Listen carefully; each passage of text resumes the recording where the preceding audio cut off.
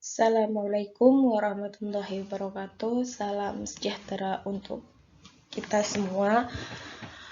Pada pertemuan kali ini kita akan sharing bareng nih terkait sholat dan wudhu.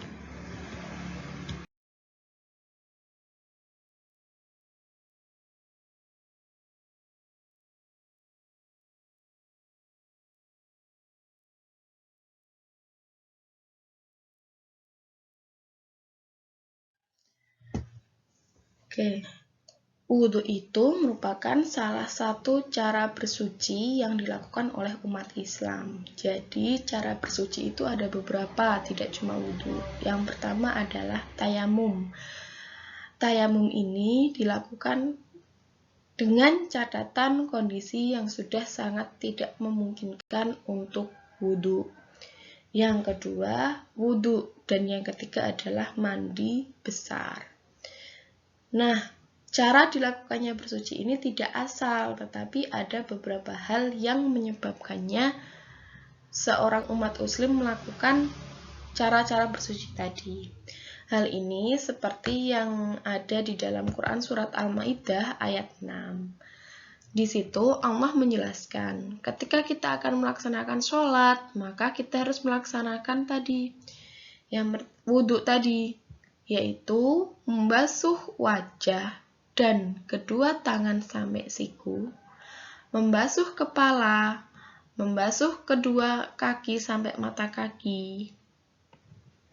Dan ketika kamu setelah melaksanakan junub atau hubungan suami istri, maka mandilah. Nah, disinilah cara bersuci mandi wajib digunakan atau dilaksanakan setelah melaksanakan junub. Atau kalau wanita setelah masa haidnya selesai, maka harus melaksanakan mandi besar. Dan ketika kamu sakit atau berada di perjalanan yang jauh setelah bersentuhan kulit dengan wanita, di mana di situ tidak ada air, maka kita diperbolehkan untuk bertayamum. Tayamum itu bersuci menggunakan debu yang bersih. Karena Allah itu tidak ingin memberatkan umatnya, seperti itu. Nah, air yang digunakan itu merupakan air suci menyucikan. Hal ini artinya apa? Artinya airnya itu masih asli, belum berubah warna, bau, maupun rasanya. Jadi airnya itu suci dan juga bisa menyucikan. Itu tadi, air yang asli tidak berubah warna, rasa, maupun bau. Contohnya air hujan, air laut, air sumur, air danau. Jadi, airnya disebut suci karena boleh diminum dan menyucikan karena boleh digunakan untuk berwudu, mandi wajib. Yang artinya menyucikan kembali sesuatu yang telah menyentuh najis. Untuk rukun wudhu sudah jelas ya, jadi dari niat, membasuh muka, membasuh kedua tangan, mengusap kepala, membasuh kedua kaki, tartib. Tartib di sini artinya urut. Kalau ini merupakan rangkaian wajib wudhu berserta sunnah wudhunya. Ada sekitar 15 ini, tetapi rukun wudhu pada dasarnya ada 6 tadi, sedangkan yang ini sudah dilengkapi dengan misalnya kita membaca doa setelah wudhu, menghadap kiblat, seperti itu. Kalau misalkan terlalu cepat di videonya, bisa di pause dulu untuk dicatat, seperti itu. Selanjutnya, kita akan sharing nih terkait sholat. Kita sebagai umat Islam, yang Islamnya itu bukan mu'alaf ya, yang artinya kita baru masuk agama Islam gitu ya, tapi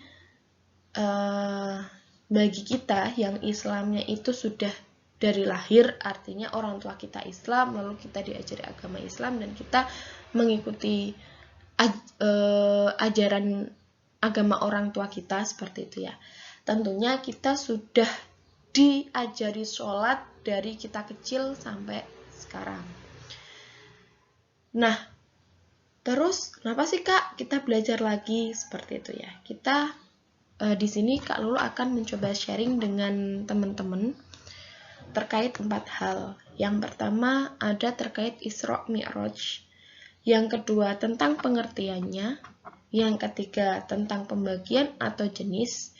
Dan yang terakhir adalah musafir dan sholat.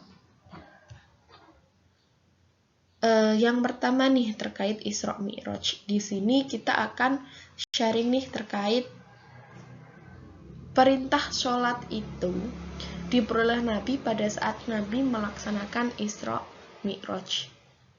Sebuah kisah perjalanan seperti itu. Pengertian, ya karena kita perlu tahu arti dari sholat itu seperti apa sih sebenarnya, kok kita harus sholat seperti itu. Yang ketiga, pembagian atau jenis. Di sini arti atau maksudnya ternyata sholat itu dibagi dua. Ada sholat yang hukumnya itu adalah fardu atau wajib, dan ada juga yang sunnah. Selanjutnya ada musafir dan sholat. Musafir itu adalah orang yang berpergian. Ternyata orang yang bepergian itu tetap memiliki kewajiban untuk melaksanakan sholat, tetapi akan ada beberapa hal khusus bagi musafir, seperti itu. Jadi, Isra dan Mi'raj itu berasal dari dua kata ya. Ada kata Isra dan Mi'raj. Isra sendiri artinya berdasarkan Kamus Bahasa Arab ya, perjalanan di malam hari. Sedangkan Mi'raj sendiri artinya adalah tangga untuk naik ke atas. Hal ini berarti Isra yang dimaksudkan adalah perjalanan Nabi Muhammad dari Masjidil Haram ke Masjidil Aqsa. Sedangkan Mi'raj sendiri perjalanan Nabi Muhammad dari Masjidil Aqsa ke Sidratul Muntaha. Sidratul Muntaha sendiri adalah tempat di langit yang bersifat gaib, tidak mungkin dijangkau oleh panca indera, apalagi oleh akal pikiran. Nah, tujuan diisrokannya Nabi Muhammad adalah agar beliau mengetahui secara mendalam tanda-tanda keagungan Allah, kekuasaan dan kasih sayangnya terhadap semua makhluk. Peristiwa Isra Mi'raj ini juga dijelaskan di dalam Quran surat Al-Isra ayat 1 yang berbunyi Bismillahirrahmanirrahim. Subhanalladzi asra bi'abdihi lailam minal masjidil harami ilal masjidil Sholladzi barakna haulahu linuriyahu min ayatina innahu huwas sami'ul basir, yang artinya Maha suci Allah yang telah memperjalankan hambanya pada suatu malam dari Masjid Al-Haram ke Masjid Al-Aqsa yang telah kami berkahi sekelilingnya, agar kami memperlihatkan kepadanya dari tanda-tanda kebesaran kami. Sungguh Dia Maha mendengar lagi Maha mengetahui. Nah, di dalam peristiwa Isra Mi'raj itu, Nabi Muhammad dan umatnya diperintahkan oleh Allah untuk melaksanakan sholat 5 waktu dalam sehari. Jadi, perintah diturunkannya sholat itu diterima Nabi Muhammad ketika Nabi Muhammad sedang diperjalankan oleh Allah di dalam perjalanan Isra dan Mi'raj. Nah, dari tadi video ya, mungkin bisa sambil di pause dulu boleh. Jadi di situ diperlihatkan jarak antara Saudi Arabia, di mana Baitul Haram, dengan Baitul Maqdis di Palestina, seperti itu. Nah, Isra Mi'raj ini seperti yang sudah Kak Lulu sampaikan tadi, terbagi menjadi dua. Yang pertama, proses di mana pindahnya Nabi Muhammad SAW dari Baitul Haram menuju Baitul Maqdis. Baru setelah itu dari Baitul Maqdis ke Sidratul Muntaha. Jika kita logika, memang sangat tidak mungkin seperti itu. Tetapi inilah yang terjadi pada waktu itu. Dan sehari setelah kejadian itu, Nabi Muhammad SAW menceritakan peristiwa Isra Mi'raj tadi di hadapan masyarakat banyak dan para kepala suku. Nah, dari kejadian itu yang mempercayai itu adalah 6 orang dari sahabat Ansor. Seperti itu. Nah, dengan diperintahkannya sholat 5 waktu bagi Nabi Muhammad dan umatnya pada malam Isra Mi'raj tersebut, dirasakan betapa pentingnya ibadah sholat yang harus ditegakkan oleh setiap pribadi umat Islam. Hal ini juga ibaratnya beriringan ya dengan firman Allah di dalam Al-Quran. Itu tuh banyak sekali yang menyebutkan tegakkanlah sholat, di mana perintah ini itu diulang berkali-kali sampai lebih dari 80 kali. Selain itu, di dalam hadis juga banyak disebutkan bahwa setiap muslim wajib mengerjakan sholat dengan baik di mana saja umat muslim tersebut berada. Nah, sholat sendiri merupakan salah satu dari rukun Islam yang jumlahnya 5. Yang pertama kan syahadat, yang kedua melaksanakan sholat. Hal ini karena sholat itu akan menentukan kualitas keimanan seorang muslim. Apakah imannya kuat atau imannya lemah? Karena di dalam sholat sendiri kan akan banyak bacaan-bacaan sholat itu ayat-ayat Quran seperti itu. Seperti di setiap rakaat harus selalu membaca surat Al-Fatihah. Di mana ketika kita rajin mengkaji ayat demi ayat, maka hati kita akan menjadi lebih tenang seperti itu. Dan dengan sholat yang baik dan benar, maka hati kita akan menjadi lebih damai, dan kita akan lebih tenang. Ketika ada masalah pun kita akan bisa mengatasinya dengan lebih mudah seperti itu. Nah, sholat yang baik dan benar itu seperti apa sih Kak? Seperti itu ya. Jadi, sholat yang baik dan benar adalah sholat yang dikerjakan dengan memenuhi syarat dan rukunnya, serta ketentuan-ketentuan lain, diikuti dengan gerakan kejiwaan yang disertai dengan rasa khusyuk dan keikhlasan yang mendalam. Sehingga ketika dalam sholat itu kita harus bisa khusyuk dan tumak ninah, dimana misalkan kita pada saat sujud nih, kita resapi gerakan itu, kita sujud lebih lama, jangan sujud cuma 3 detik langsung berdiri seperti itu, rasanya akan berbeda. Perlu dipahami bersama-sama ya, yang namanya sholat itu selain kewajiban juga merupakan kebutuhan bagi kita. Kenapa? Karena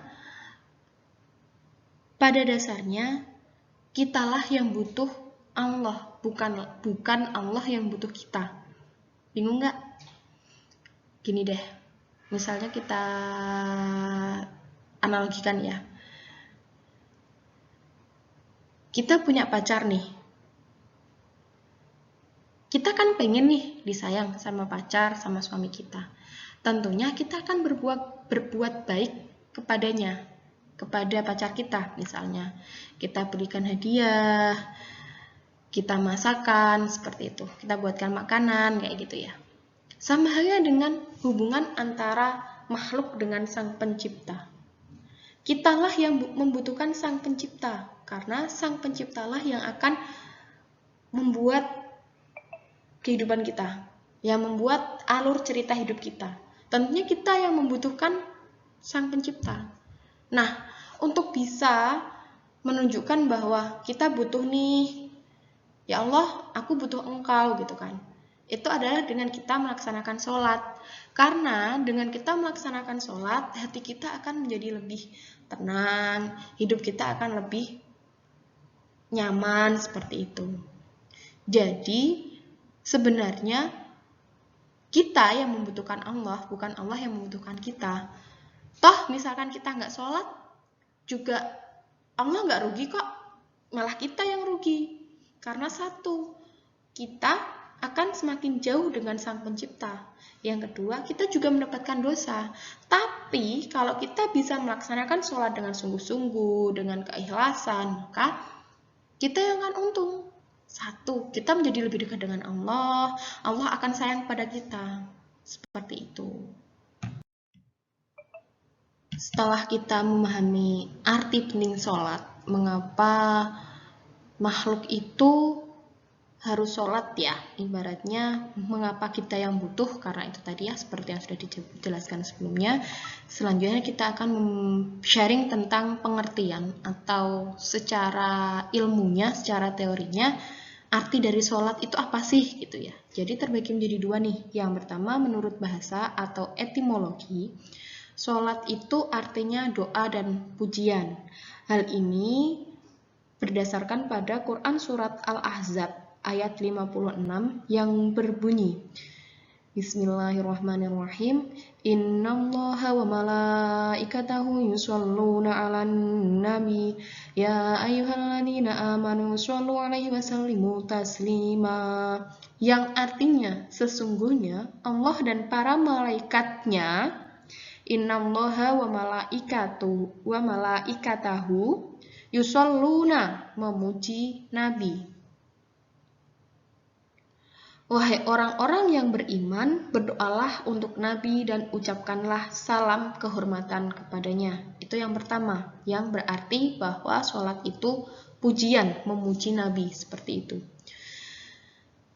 Yang kedua, sholat dalam arti doa itu disebutkan dalam Quran surat At-Taubah ayat 103 yang berbunyi, Bismillahirrahmanirrahim. Wa sholli alaihim inna sholataka sakanal lahum wallahu sami'un alim. Yang artinya, dan berdoalah untuk mereka. Sesungguhnya doamu itu menjadi ketentraman jiwa bagi mereka. Inna sholataka, sesungguhnya doamu. Nah, disinilah sholat diartikan menjadi doa. Sedangkan secara terminologi hal ini yaitu sholat merupakan sebuah ibadah yang terdiri dari beberapa ucapan dan perbuatan yang diawali dengan takbir dan diakhiri dengan salam, di mana dengan adanya syarat dan rukun tertentu. Ibadah yang terdiri dari ucapan, karena ketika sholat kita nggak diam aja nih, kita ngomong kan, sholli fardhu zuhri arba'a raka'atim mustaqbilal qiblati ada'an lillahi ta'ala. Ketika kita sholat zuhur sendirian, itu kan ada ucapan di situ. Dan perbuatan, kita ada berdiri, takbiratul ihram, ruku, sujud, duduk di antara dua sujud, itu kan perbuatan. Sehingga sholat itu merupakan sebuah ibadah, di mana di dalamnya ada gerakan, ada ucapan yang diawali dengan takbir ketika kita mengangkat tangan dan diakhiri dengan salam. Selanjutnya tentang pembagian atau jenis sholat. Jadi terbagi menjadi dua, ada sholat fardu dan sholat sunnah. Sholat fardu ini sholat wajib yang wajib kita lakukan selama 5 kali dalam sehari, mulai dari sholat zuhur yang 4 rakaat, sholat asar 4 rakaat, maghrib 3 rakaat, isya 4 rakaat, dan subuh 2 rakaat. Nah, pertanyaannya nih, misalkan, Kak, semalam saya begadang sampai jam 2, akhirnya bangun-bangun jam 7. Sholat subuh kita gimana gitu ya? Nah, ketika seperti itu,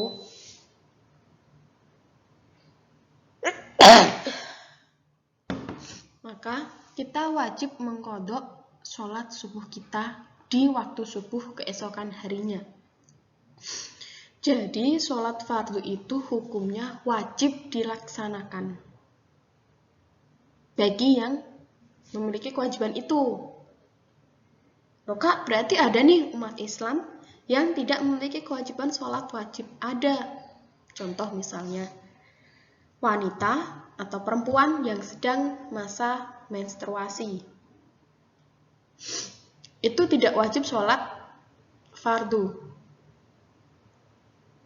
Tetapi, misalkan ya, mens itu atau menstruasi atau haid datangnya adalah jam 12:30 siang. Padahal itu sudah masuk waktu duhur ya. Dan kita belum melaksanakan sholat duhur, maka kita juga wajib mengqadhanya nanti ketika kita telah selesai haid atau menstruasi. Terus, yang nggak wajib siapa lagi Kak? Anak kecil yang belum baligh. Yang bagi cowok yang belum mengalami mimpi basah dan perempuan yang belum mengalami menstruasi, itu belum wajib. Seperti itu. Kan untuk sholat sunnah sendiri banyak jenisnya, misalnya kayak sholat duha, sholat tahajud, hajat, istikharah, sholat tarawih, itu merupakan contoh-contoh dari sholat sunnah. Dan memiliki keutamaan tersendiri. Misalnya kayak sholat duha agar rezekinya lancar, sholat taubat sebagai bentuk taubatan kita kepada yang Maha Pencipta, sebagai bentuk kita mohon ampunan, seperti itu. Sholat istikharah meminta petunjuk, misalnya jodoh, pekerjaan, seperti itu. Oke, selanjutnya musafir dan sholat. Nah, karena kita tahu ya, sholat tadi merupakan sebuah kewajiban dan kebutuhan kita. Ternyata pada saat kita sedang menjadi musafir, Allah itu memberikan keringanan atau bisa dibilang rukhsah. Musafir itu artinya adalah seseorang yang sedang melakukan perjalanan untuk tujuan yang baik. Jadi misalnya nih, Kak Lulu, ini kan Kak Lulu posisi sedang di Serpong nih, mau pulang ke rumahnya Kak Lulu di Pati, Jawa Tengah. Kak Lulu naik kereta misalkan. Nah, Kak Lulu itu sebagai seorang musafir diberikan rukhsah atau keringanan dari Allah dengan melaksanakan sholat wajibnya itu dilaksanakan dengan jamak dan qashar. Jamak artinya menggabungkan, qashar artinya meringkas. Kalau dijadikan dua, jamak qashar, ya berarti sudah dijamak, diringkas lagi. Maksudnya seperti ini. Oke, misalkan ya, Kak Lulu naik kereta nih, berangkat dari Pasar Senen jam 3:30 sore. Itu kan udah selesai asar ya. Kak Lulu udah sholat asar di stasiun nih. Sampai di Semarang itu kan malam jam 10. Karena jarak dari Pasar Senen ke stasiun Tawang itu sudah lebih dari 81 km, maka Kak Lulu tadi sudah bisa disebut musafir. Nah, berarti kan Kak Lulu pada saat maghrib dan waktu isya, Kak Lulu ada di dalam kereta nih.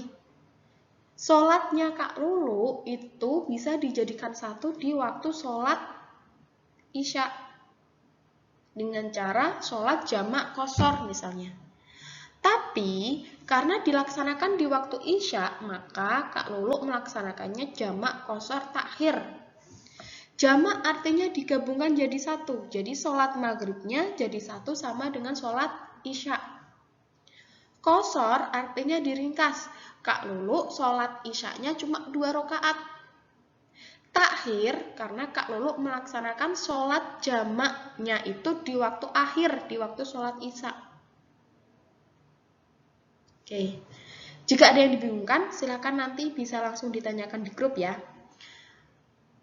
Untuk persyaratan, tata cara, nanti akan Kak Lulu tampilkan di slide. Jadi bisa sambil kalian lihat, nggak cuma kalian dengarkan, seperti itu.